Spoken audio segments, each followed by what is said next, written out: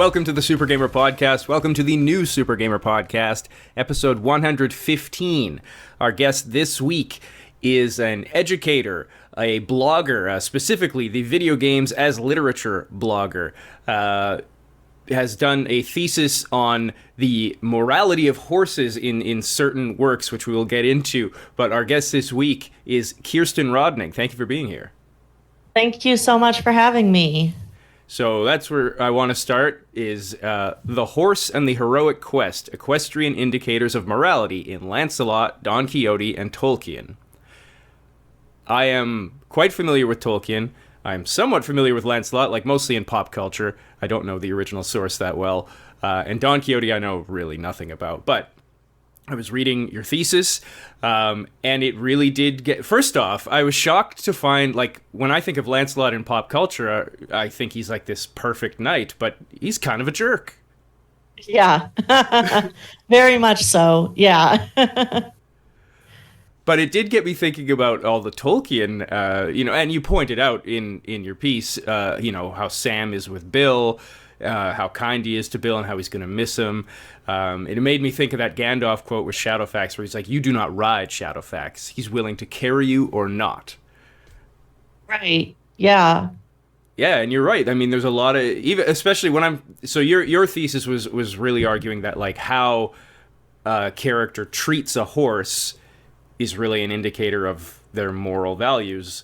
And I even thought, like, in Lord of the Rings, the horses are almost like an extension of the character's personality, I guess. Like, when you think of the ring wraiths, like, you can't really separate them from their evil horses.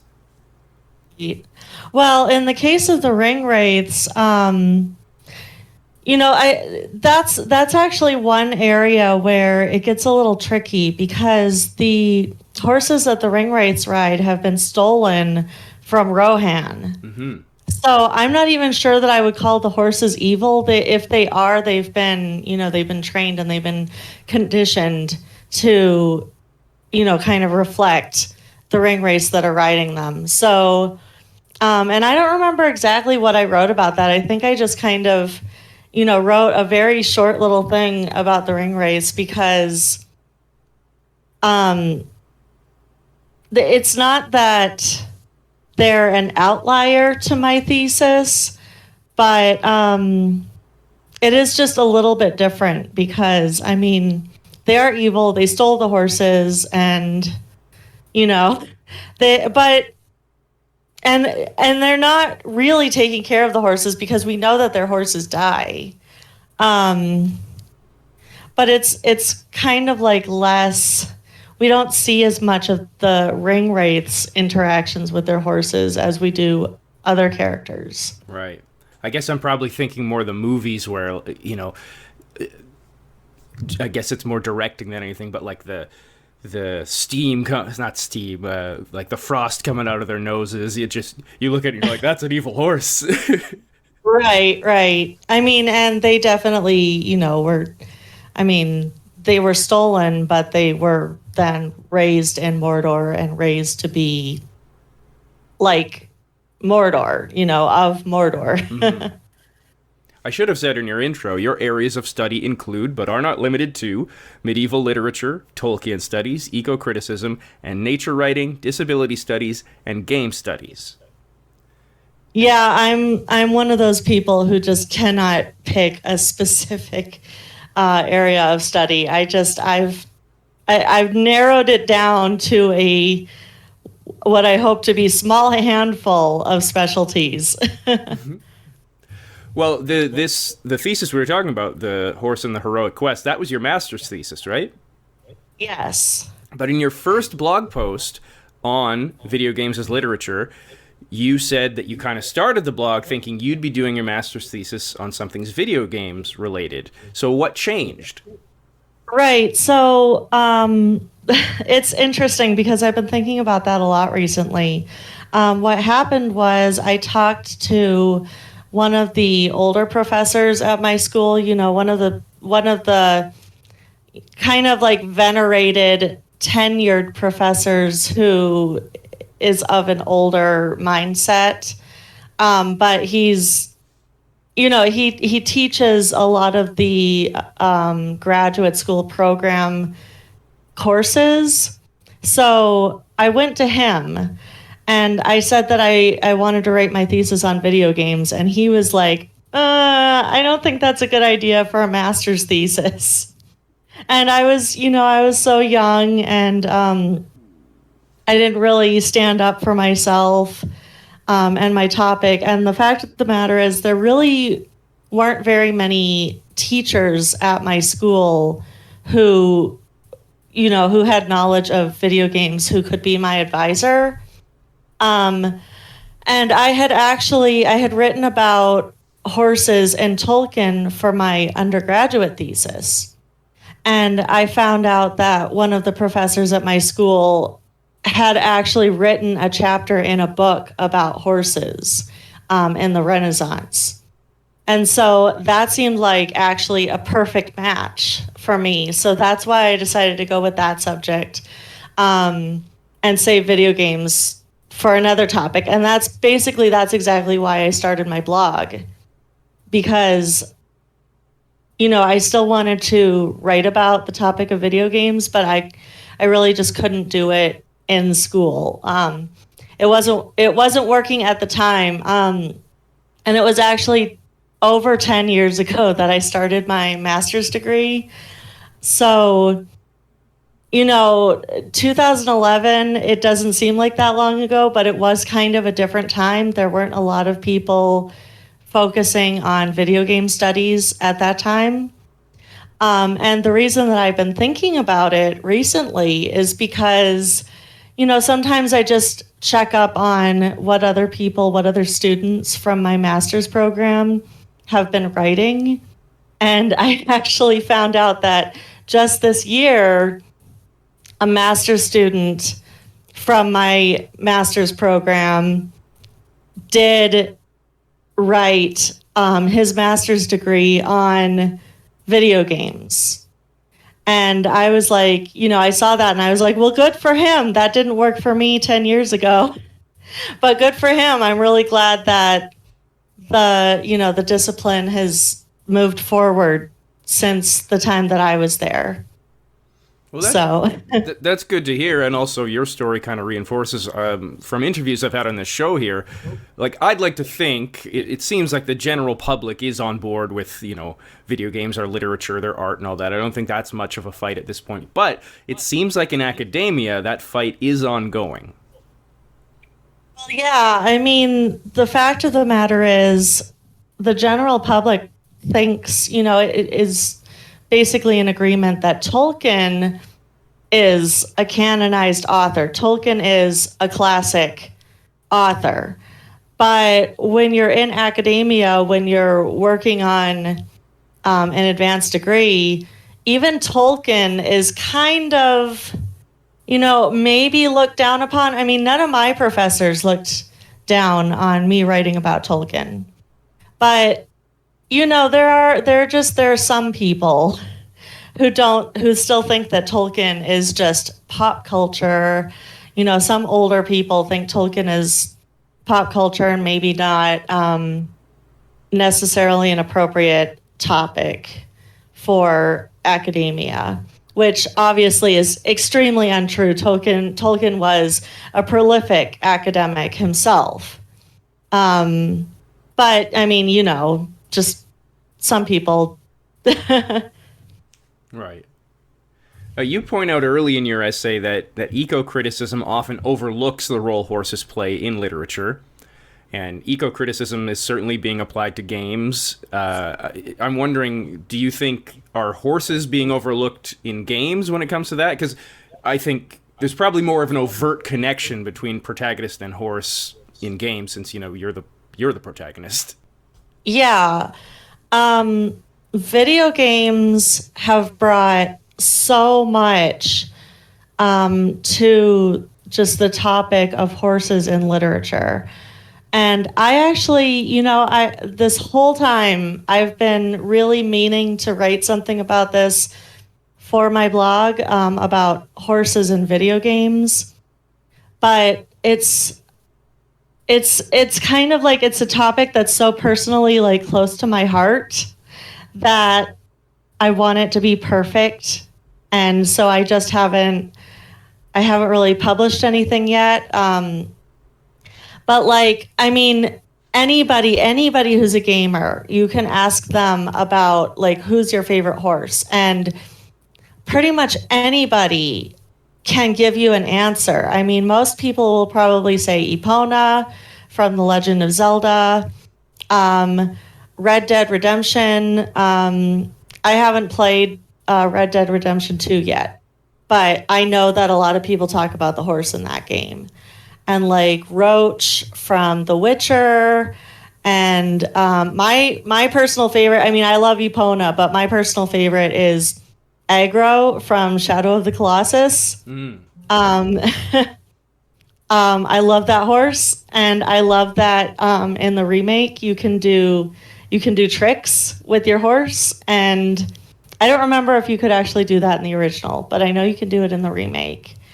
And I mean, that was one of my favorite games just because I loved riding around on the horse. So yeah, video games have really added a lot of just respectable horse characters who are like actually fully fleshed out characters to the conversation. I've now forgotten what your question was, so I hope I answered it. Yeah, I think so. And you may have actually answered what my next question is, but I'll ask it anyway. What games do you think would be good to study, in like your thesis? Well, I did actually mention some games in my thesis, just kind of just small mentions. I actually mentioned I remember I mentioned the Torchlight series, and I don't actually remember if there are horses in the Torchlight series. But I don't remember either. Yeah, there are animals. You have an animal companion, and I just love how your animal companion in Torchlight is basically just an equal. Like, it's you and your animal companion, and that's your full party, and your animal can be trusted to go sell your extra items for you, and and yeah, I don't remember if you can have a horse, but I did mention Torchlight for that reason. And then, like I said, I mean, The Legend of Zelda, Epona is such an important character, and I think Epona is named after like a horse god or something. If I'm not sure, like just off the top of my brain, but the name Epona comes from mythology. I'm pretty sure of that. And I mean, Epona is just such an important character in the Zelda series. So, and then, like, okay, and then Shadow of the Colossus, I can't even really talk about the horse without spoiling the game. We can say spoilers and then just go with it. Okay. Well, I mean, I don't I don't really want to spoil it because I mean it is my very favorite game, or one of my very favorite games, and a lot of people haven't played it still, even though they have released a remake and also a remaster on the PS3. But I mean, the spoiler is dun dun dun. Yep. The horse aggro at the end of the game, like and have you played the game? Actually, I haven't. Am I spoiling it for you? I think I might own it. My brother, like when it came out, he's like, you have to play Ico and Shadow of the Colossus. And yeah. I just never got around to it. It's okay. It's been long enough. I think spoilers are allowed. It's kind of a minor spoiler, but it's just like at the very end when you're, I think it's when you're about to fight the final Colossus. Like you come up to this cliff and your horse kind of and it's been a really long time since I last finished the game. so I might not be remembering it correctly. But your horse kind of like jumps off the cliff and kind of like propels you towards the Colossus. And so, like, you, the player, or the character Wander, are alive and prepared to go fight the Colossus, but the horse has presumably sacrificed himself. Kind of like Yoshi. Um, but then at the very, very end of the game, the horse comes back. So he's not dead. And apparently he's immortal or something. And that's not really explained. Right. But like, I was crying when the horse died. And then he didn't die. He's back. So, yeah, I mean, it's really just a minor spoiler, but, it is the end of the game. Did you cry when he came back? Oh, man, I was just like, because of the way that the story ends, I was just crying the whole time. I did read your blog post on it, so I do know probably more than minor spoilers. Oh, yeah. Yeah. Yeah, the end. Yeah, I mean, the end is it's so confusing, but it's also just so emotional. So yeah. As far as if you don't mind, I had a couple of my own games I thought would work for a study of morality. Yeah. I thought, Okay. now I know you prefer Yukon Trail, but I thought Oregon Trail, because you have to like buy horses and they die and all that. Like, I thought that would be pretty neat. Or is it like, I think it's horses. I can't remember. Oh my God, that whole series. Well, okay, so in the Oregon Trail, and again, it's been so long since I played that, but yeah, and just a minor correction here. My favorite is the Amazon Trail. And then the Yukon Trail, and then the Oregon Trail is okay, but like it's like everybody else's favorite, so but okay, if I remember correctly, in the Oregon Trail, you can buy horses to pull your cart, but that is not a smart investment because like oxen are much better. Right. For pulling your cart. So like if you buy the horses, they are almost definitely going to die. But it's probably been like over 20 years since I played that. So I don't know if I'm remembering correctly. I'm probably not either. I mean, I don't think I've played since I was a kid, and all I remember is dying of dysentery. Right. And in the Amazon Trail, you can die of influenza. Ooh. The other game, a much more recent one, so please tell me to stop if you don't want spoilers, but Elden Ring. Oh yeah, I haven't played that yet. Yeah. Should I stop?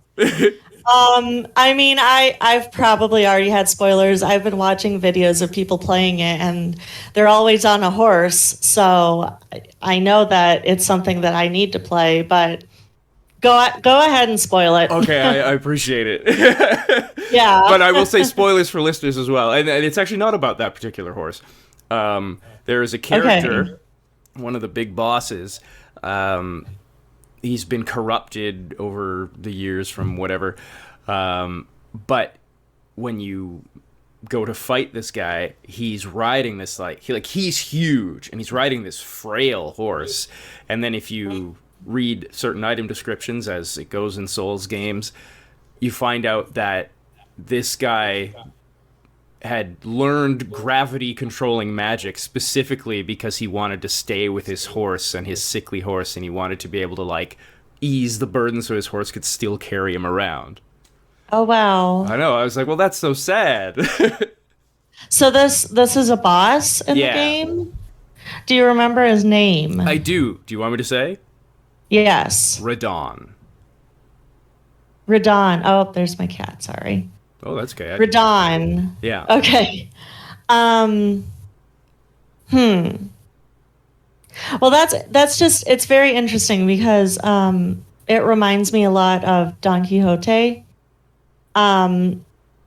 and I don't know if you remember, I don't know how much you actually read in my thesis, but I did do a whole section about Don Quixote and his horse Rocinante. Mm-hmm.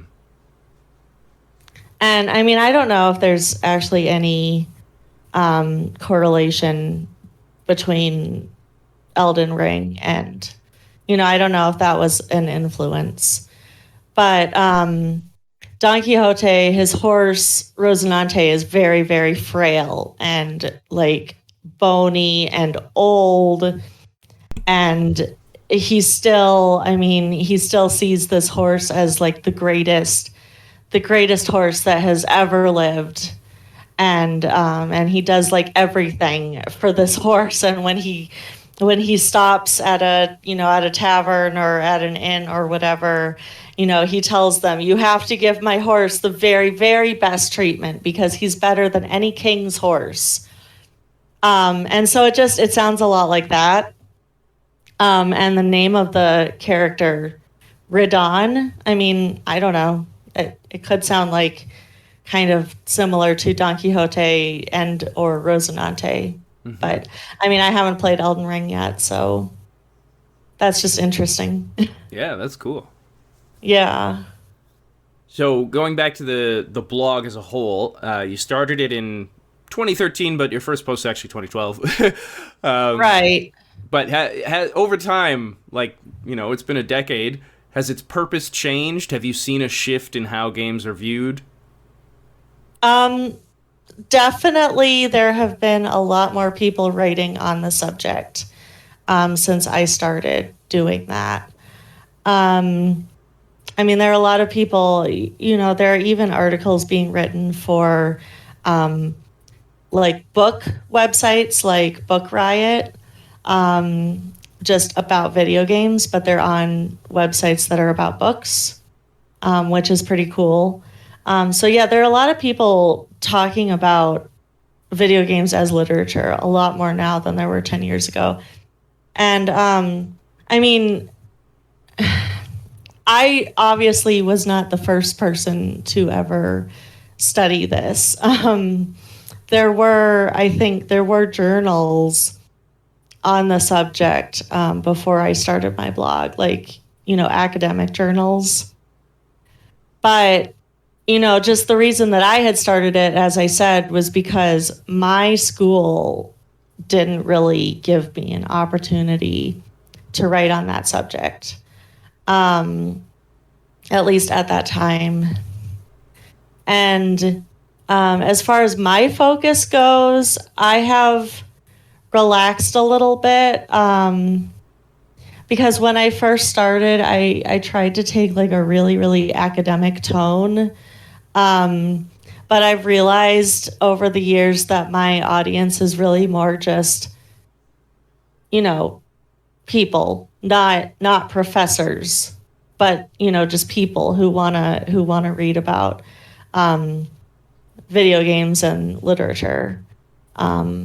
So I've taken a more relaxed tone. I don't know, I try to be a little bit more humorous in my writing, but my sense of humor might be a little bit weird. The best kind is. Right. I have certainly your writing's taken a bit more of a casual tone. Do you find can you still get the same points across that you want, outside of that essay format? Yes. I'm not really trying to write things that I might submit to an academic journal when I'm writing on my blog. So, I guess, mentally I've kind of changed who I view as my audience, who I'm writing to. And it's a lot easier now that I have a lot of people that I actually talk to on social media who know what I write. And I know what kind of people they are. And that gives me a much better idea of who I'm writing to and who's reading my work. So if I were trying to write something for academia, I would probably just actually try to submit it to a conference or something. Right. A cautionary tale for me, because I too have let my domain name lapse. Oh, yeah. There was a point when you lost your original domain name and someone scooped it up and tried to sell it back to you for a crazy price. Yeah. Did you lose any readers from that, or? That was really early on in my blog time, so I really don't think I did. Because I don't think anybody was reading my blog before that anyway. I mean, I don't know. Maybe people were reading it, but honestly, I'm glad that I learned the lesson when I did. Um, and I think the domain name that I have now is better anyway because it's shorter and it's probably easier to remember, and I can use the same name on Twitter and on Instagram, and so yeah, I mean I don't think it hurt me that much. According to your Exophase profile, the game that you have played the most, by a lot, is Caravan Stories. Yeah. But you didn't list that as one of your favorite. Well, you only said that Shadow Colossus is one of your favorite games. Would Caravan Stories be one of those? I Do you know Caravan Stories? Not really, and I don't know the game I'm going to bring up in a second either. Okay, so Caravan Stories is kind of like an extremely obscure little MMORPG. And I have spent most of my life trying to avoid playing MMORPGs for the most part because I'm afraid of getting sucked in and spending all my time playing that one game and never playing any other games. Mm-hmm. And that's basically what happened when I started playing Caravan Stories. And so many people that play that game just quit really quickly because it's not for them. But I just happened to find a really good, really friendly guild, and we were playing like, I don't remember if it was every night or like a few times a week, but I mean, we had a specific time when we would get on and all play together, and so yeah, it just really sucked me in, and I haven't played it recently because I really do want to play other games. Like, I don't want to just get stuck on one game and then not keep up with all the other games that are coming out. But I love that game. I love Caravan Stories, and it feels very nostalgic to me. It feels so much like a lot of other sort of more obscure JRPGs that I've played in the past. Like White Knight Chronicles was another one that I just really, really loved, and most people didn't really seem to care about it. Um, so yeah, I mean, that's basically what happened with that. I mean, it's a good game, but it's not for everybody, basically. I definitely know the pain of I was very into World of Warcraft like early on, and then when the classic version came out, I was like, oh, I'm back. But yeah, Right. the big problem is, I mean, A, it's a monthly fee, so I'm like, well, I got to get my money's worth, and B, yeah, you fall behind if you're not playing a lot, and it sucks you in and all that. So yeah, all my friends are, hey, have you tried this game? Like, no, I'm playing Warcraft. When I was in college, there was this guy who was very, very into World of Warcraft, and I don't actually even remember his name, but I mean, see, I was always very interested in World of Warcraft, but I didn't want to pay the monthly fee, and I didn't want to I didn't want it to become my whole world. But this guy, I mean, he was so fascinating because we went on a trip to a radio astronomy laboratory where nobody was allowed to have computers or phones, and this was like back before smartphones existed. but we were not allowed to have electronics because it would mess up the equipment. But there was this one room where we were allowed to have computers.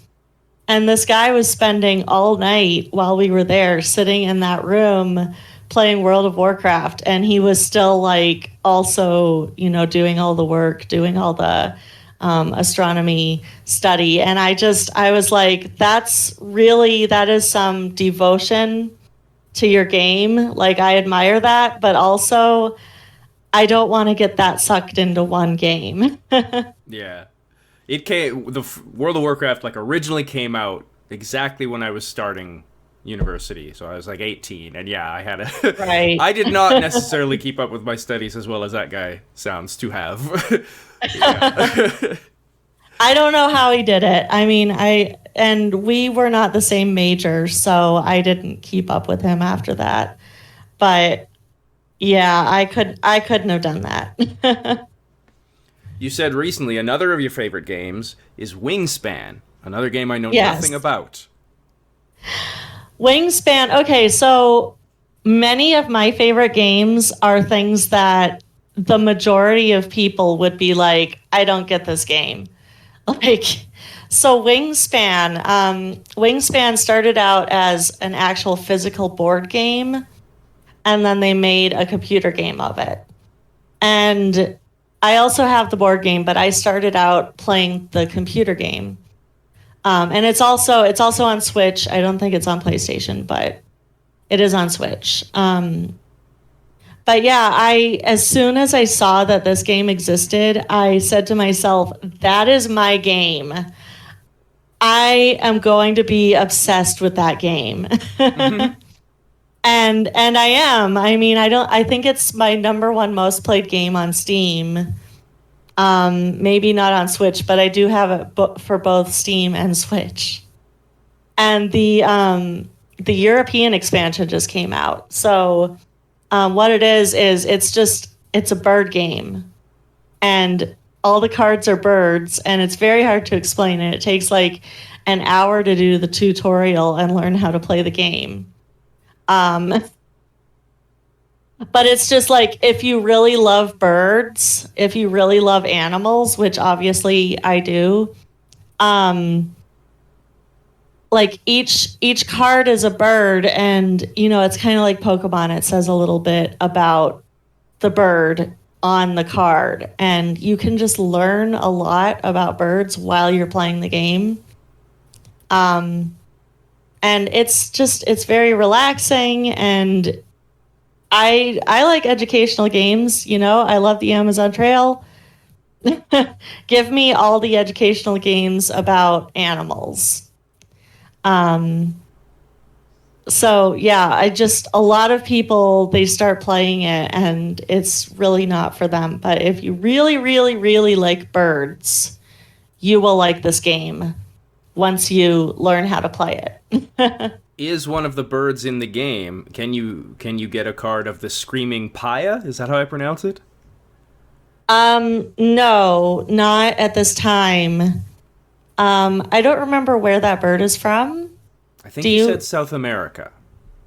Okay. Oh, that's the one. Okay, yeah. I don't think that there is a South American expansion for this game yet. So the base game is just North American birds. And then for the video game version, they just released the European expansion. So now you can play with North American birds and European birds.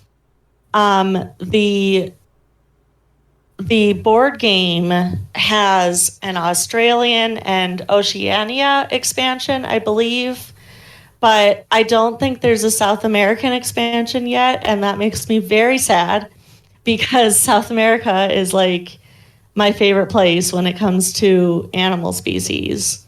It always comes back to the Amazon Trail for me. That's really my favorite game. I have a lot of favorite games. And I can't remember if Amazon Trail was the reason I brought that bird up. If that's where you first heard the screaming paya. I'm calling it paya. I don't know if that's right. I don't remember how to pronounce it. Well, we'll go with that. Yeah. But there's a sound, a specific bird sound. You ended up researching, finding that's what it was. And then you Right. realize, like, oh, this is like a stock sound that just so many games use for, bird. Right, right.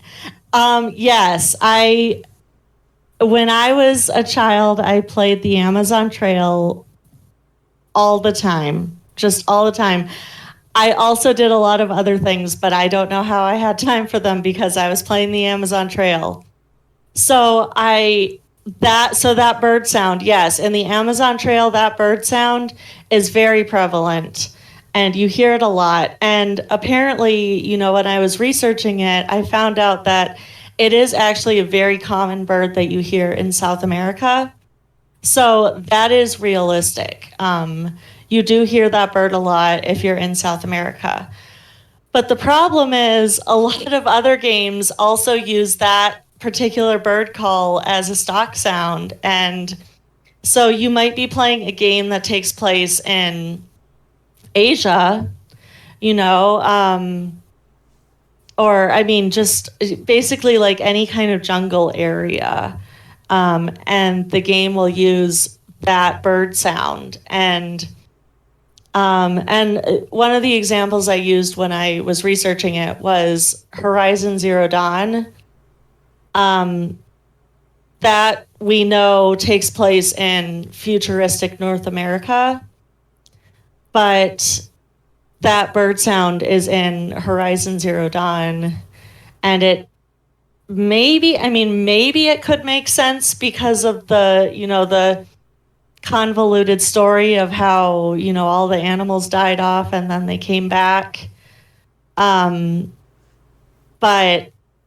in this current time, you would not find that type of bird in like northern North America. You might find it in Mexico, but not in the northern parts of North America. So I just, I thought it was funny because I would play games that were specifically like in India or in Borneo or something, and I would hear that bird sound and I would be like, I really don't think that bird lives everywhere in the world. So yeah, that's why I looked that up. Well, it made me think. I similarly notice from the first Doom game, the door opening noise, which I can't even, I don't know how to make. Yeah, I don't remember that, but it definitely, like, I'm like that meme of Leonardo DiCaprio like pointing at the TV, like I hear right. it, I'm like, there it is. That is exactly me when I hear that bird sound. Yeah. So you've got a panel at MomoCon coming up. Video Yes. Games as Literature 101. You've been going to MomoCon since 2005. This is your first panel. Are you nervous? Right.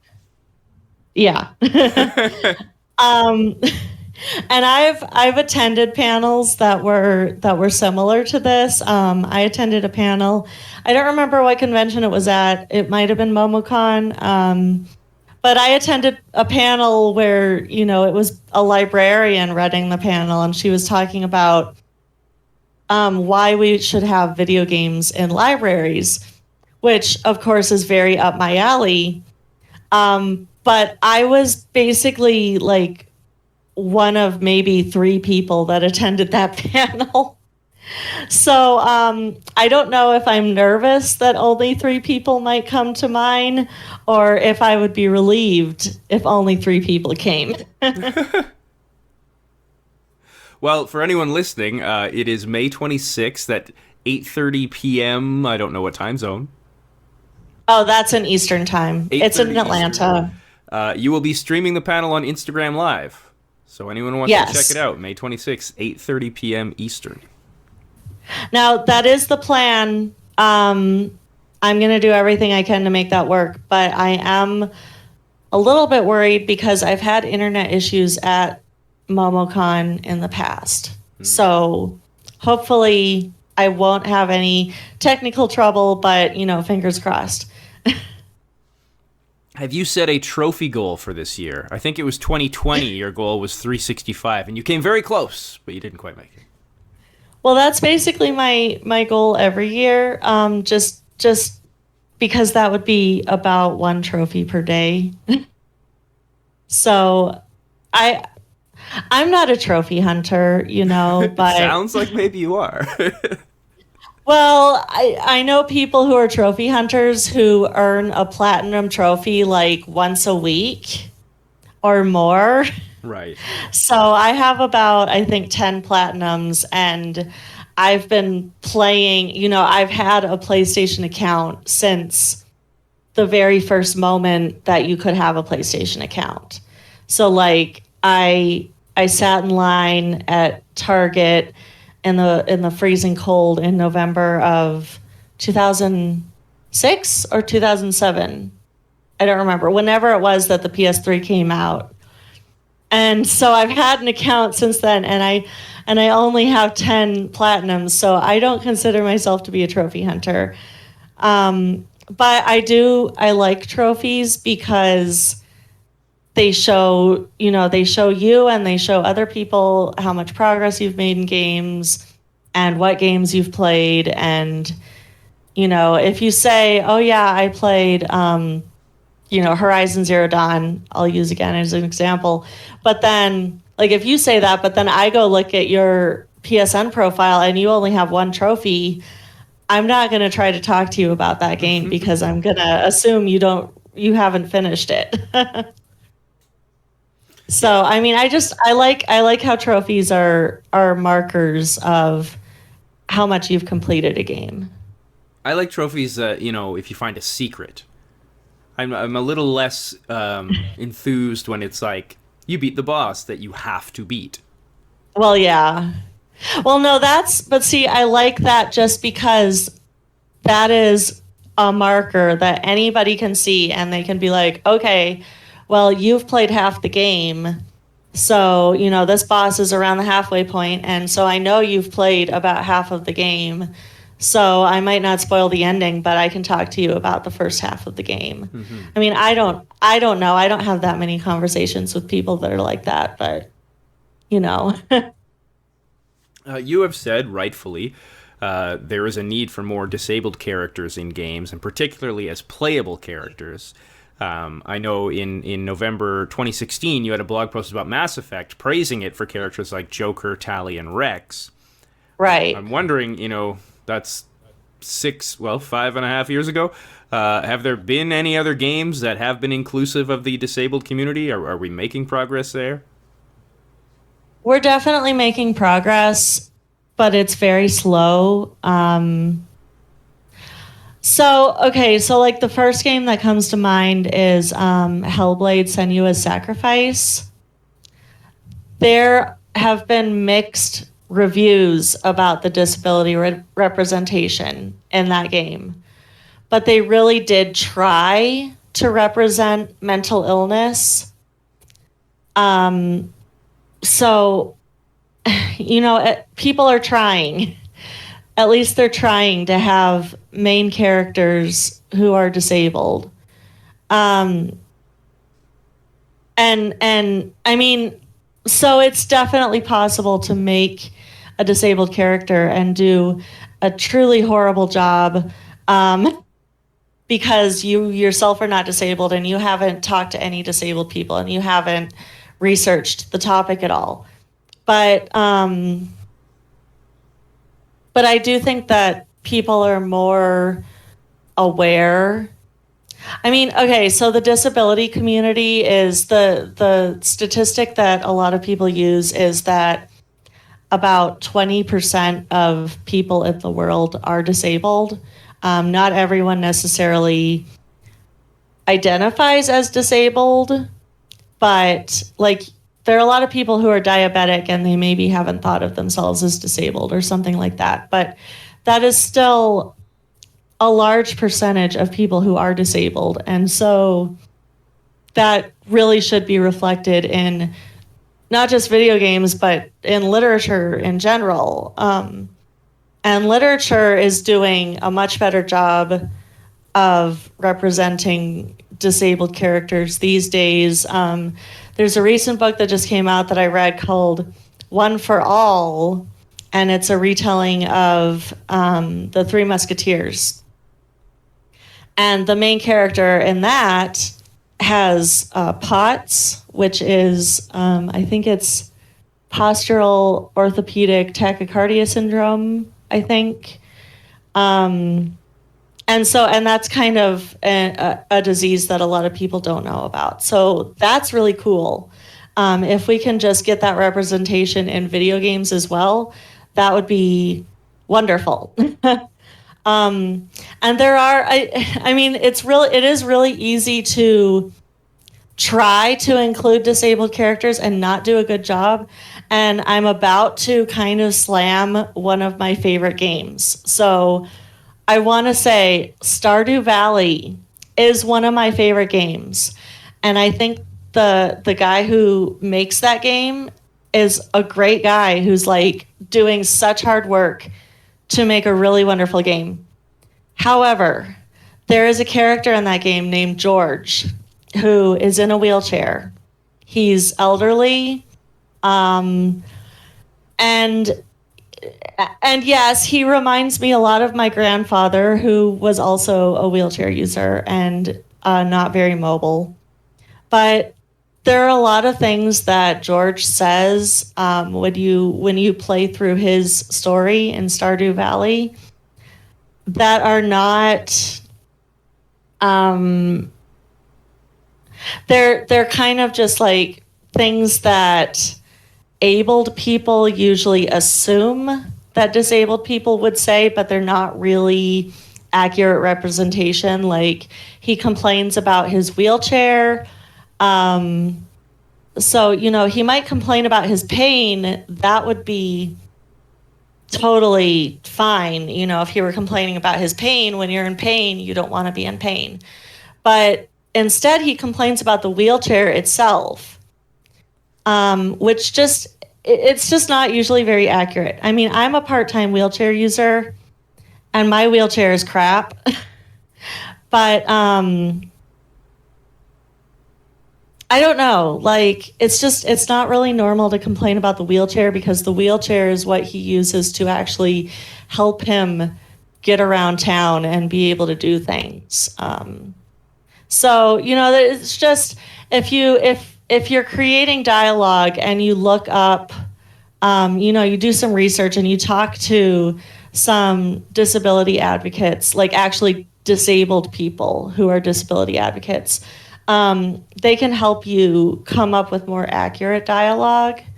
And thankfully, a lot of video game companies are now hiring consultants, disability consultants. So, I mean, we're definitely making progress, and there is still more progress to be made, but we're getting there. Do you have an upcoming book project? Yeah, sort of, yes, but I'm not, I don't have a publisher yet, so I'm not really in a position to announce anything. But I do have a couple of books that I'm working on right now. Cool. And there's no scoop I can get, eh? Not right now. Maybe I can give you a scoop later. All right. I will get back to you. Yeah. I know you're a fan of forest fantasy genre. So what are some great forest fantasy games? So, again, I will say The Legend of Zelda. I mean, obviously that is like the ultimate forest fantasy. I mean, you've got talking trees, you've got kids who live in the forest and never see the outside world.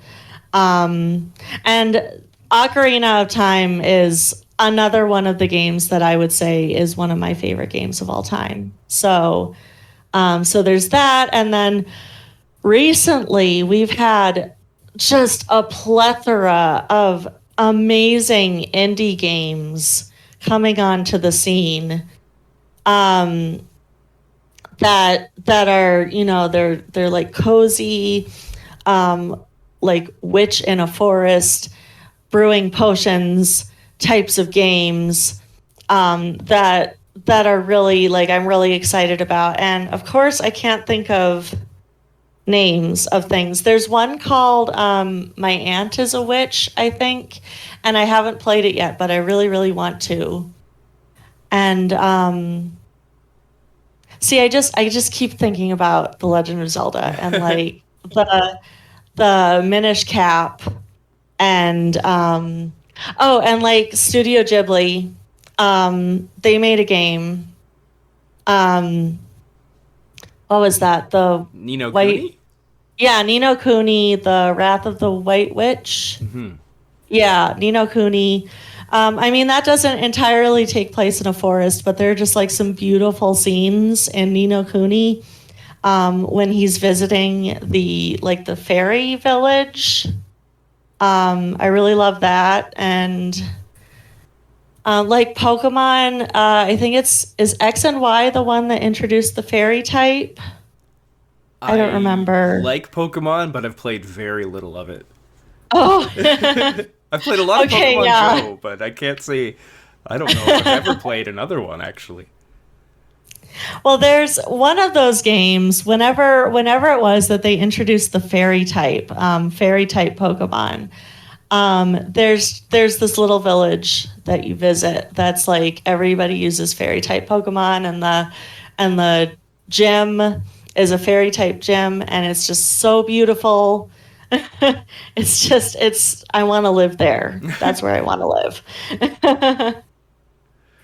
So Cool. yeah, I'm sure there are so many just great examples that I'm going to think of as soon as we're done here.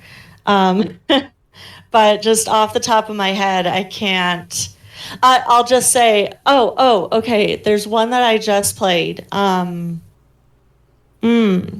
was it called?